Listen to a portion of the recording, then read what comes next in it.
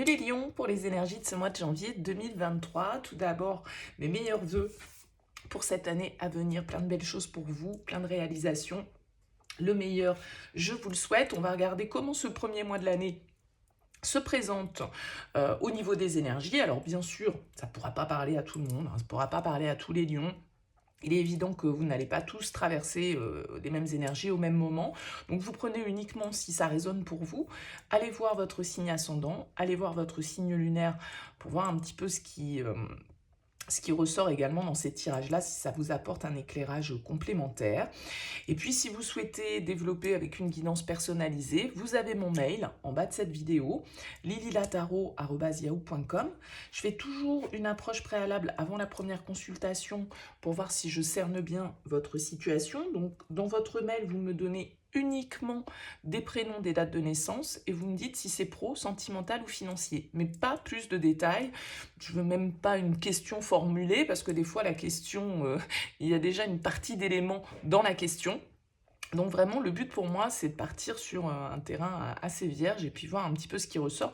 Donc restez le plus large possible. Je reviens ensuite vers vous, bien sûr, pour vous expliquer comment je fonctionne.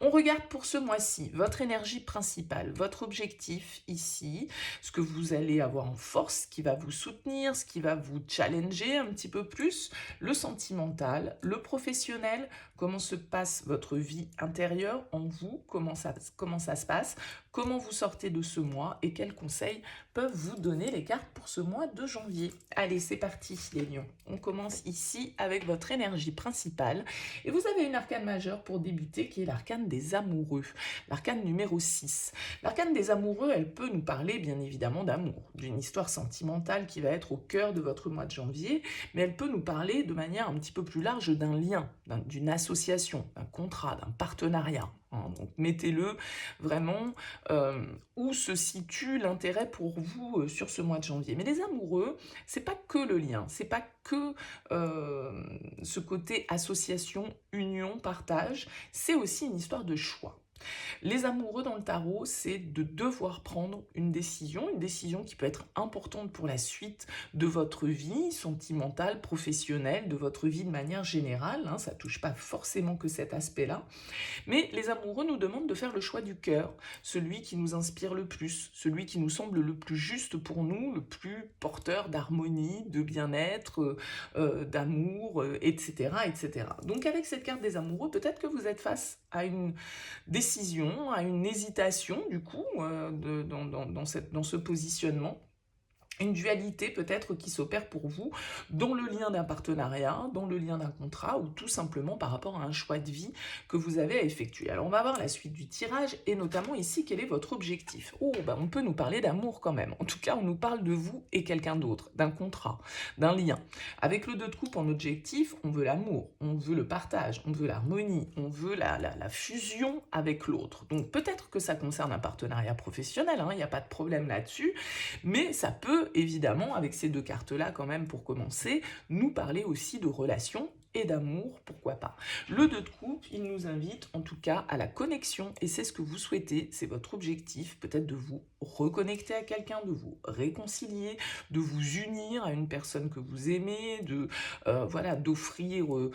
d'ouvrir votre cœur à quelqu'un, de faire la rencontre, parce que là, on pourrait être sous des auspices un petit peu comme ça en ce début d'année où vous avez rencontré une personne, où là, il y a quelque chose de très marquant pour vous, en tout cas au niveau d'une association, d'un partenariat et très probablement d'une relation ici personnelle, puisque on nous parle quand même avec le 2 de coupe d'émotion, de notre cœur. Donc il y a fort à parier que ça puisse se passer pour la plupart d'entre vous dans ce domaine-là. Mais on peut s'unir avec le cœur aussi, avec un associé, avec un parent, un enfant, etc. Bon, on va voir ce qui va vous soutenir.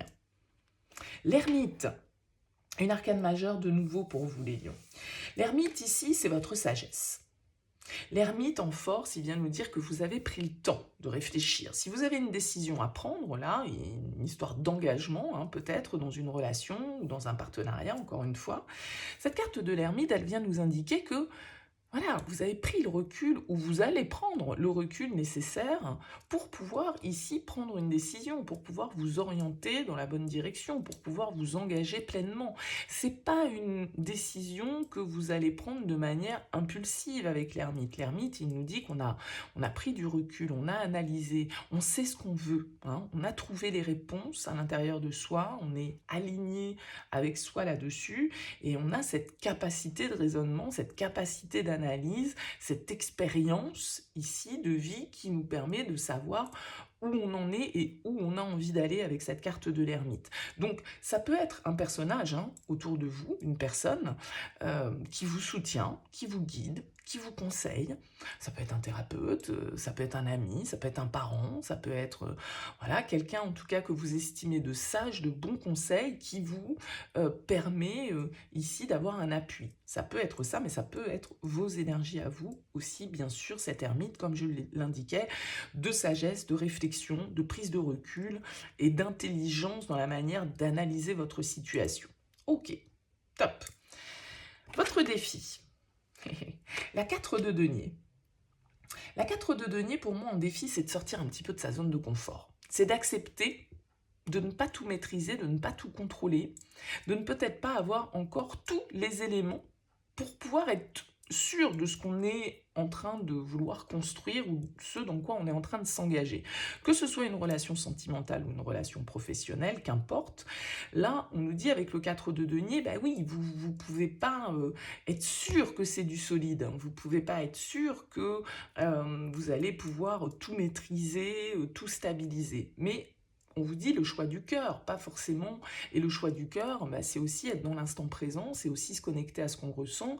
Et donc, c'est pas forcément d'être dans les projections de ce que ça pourrait donner, mais c'est suivre son instinct, ses envies au moment, au moment, à l'instant T, quoi. Et pas forcément d'être dans les projections. Donc ce 4 de denier, il vous demande peut-être un petit peu de devoir vous ouvrir, de devoir accepter aussi, de lâcher un petit peu une forme de sécurité, d'autonomie, peut-être d'indépendance, en fait, dans lequel vous étiez. Si, admettons, vous êtes en profession libérale, vous souhaitez vous associer avec une personne, bon, vous pourriez avoir peur de ce que ça pourrait générer, vous pourriez avoir du mal un petit peu à lâcher vos habitudes ou justement la maîtrise que vous aviez sur les choses. Là maintenant, il va falloir être deux, donc il va falloir concerter quelqu'un. Vous voyez, il peut y avoir une idée un petit peu comme ça, et si c'est une relation sentimentale, bah, c'est le fait de ne pas forcément tout contrôler, de ne pas forcément tout maîtriser, et de devoir un petit peu être justement dans cette ouverture de cœur, mais il semblerait que c'est la direction que vous souhaitez prendre, et ne pas rester sur ses acquis et un petit peu camper sur ses positions avec ce 4 de denier. Ok, alors sentimentalement, qu'est-ce qui se passe? Ça va être intéressant là. Ouais, la 6 de coupe, très jolie carte, qui nous parle encore d'émotion ici, de connexion. Le 6 de coupe, c'est un lien qui peut être un lien du passé, quelqu'un que vous connaissez de longue date. Hein. Le 6 de coupe nous parle de nos souvenirs, de notre enfance. Donc c'est en tout cas une carte qui peut nous indiquer qu'on est en lien vraiment ici avec une personne qu'on considère comme une âme sœur, qu'on considère comme quelqu'un vraiment avec qui les amoureux, le 6 de coupe, le 2 de coupe, là on est vraiment connecté à l'amour, hein, et connecté au bon moment, au plaisir, à l'insouciance, à la légèreté. Peut-être que vous retrouvez ici quelqu'un de votre passé, hein, ça pourrait tout à fait être ça pour certains d'entre vous, mais en tout cas, il y a vraiment l'envie d'une harmonie émotionnelle qui ressort dans votre tirage. Peut-être que vous avez envie voilà, de faire des enfants, de construire vraiment le lien avec ce 6 de coupe.